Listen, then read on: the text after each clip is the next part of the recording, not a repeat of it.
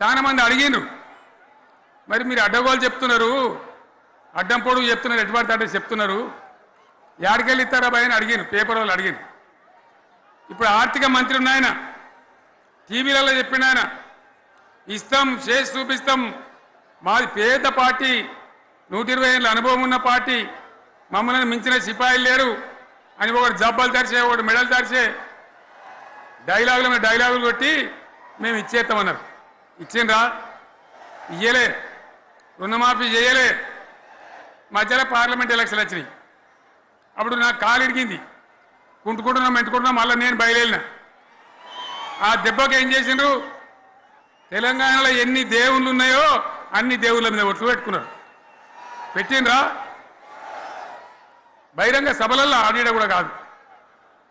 ఇన్ని మాటలు చెప్పి ప్రజల్ని ఏమార్చింది. ఒక ఉచిత బస్ అని పెడితే అది జుట్లు పట్టుకొని కొట్టుకుంటానికి మనకత్తాను తప్ప ఏమనికి ఉపయోగపడ్డది లేదు. ఆ మహిళలే అంటారు మాకు ఎందుక ఉచిత బస్ దరిద్రం, మాకు అవసరమే లేదు అంటాను. అటువంటి ఒక్క పథకం పెట్టి ఇక ఇప్పుడు మళ్ళీ పెద్ద నోరు పెట్టుకొని వాళ్ళే మాట్లాడతారు. అంటే అంటే మాట్లాడతారు, అబద్ధాలు చెప్తారు. మాట్లాడితే బీఆర్ఎస్ వాళ్ళ మీద నింద, మాట్లాడితే కేసీఆర్ మీద నింద. ఇది ఒక అలవాటు చేసుకొని ఎవరికి నోరుంటే వాంతే లెక్క అనే పద్ధతిలో అడ్డమైన మాటలు మాట్లాడుతూ చాలా ఘోరంగా మోసం చేస్తూ ఉన్నారు.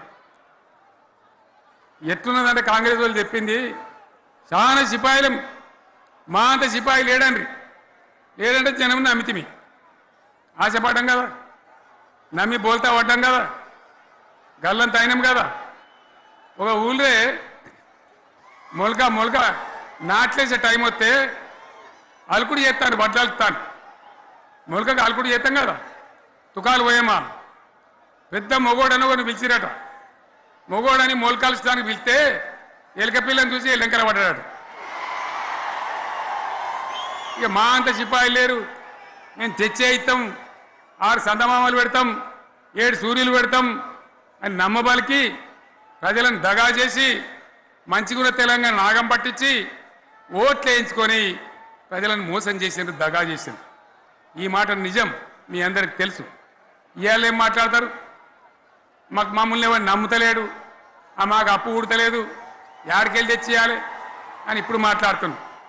అప్పుడేమో మాకు అపారమైన అనుభవం ఉంది, మేము చేస్తామన్నారు.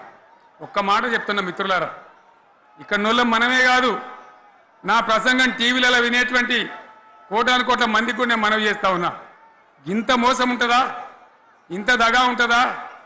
ఓట్లయితే రాని అవతల పడదామని ముచ్చట్నా? ఎంతవరకు ఇది కరెక్టు? తెలంగాణ ఎంత మంచిగా పోయేది, ఇప్పుడు బొందలు పడగొట్టినరా? ఎంత ఘోరమైనటువంటి ఫలితం మనం చూస్తున్నాం. ఇవాళ ఏం జరుగుతూ ఉంది? మళ్ళీ అన్ని మోపైనాయి. ఇక దుకాణం పెడతామన్నారు, లొల్లు పెట్టిండ్రు, బొబ్బ పెట్టిండ్రు. ఇక ఓట్లయినాక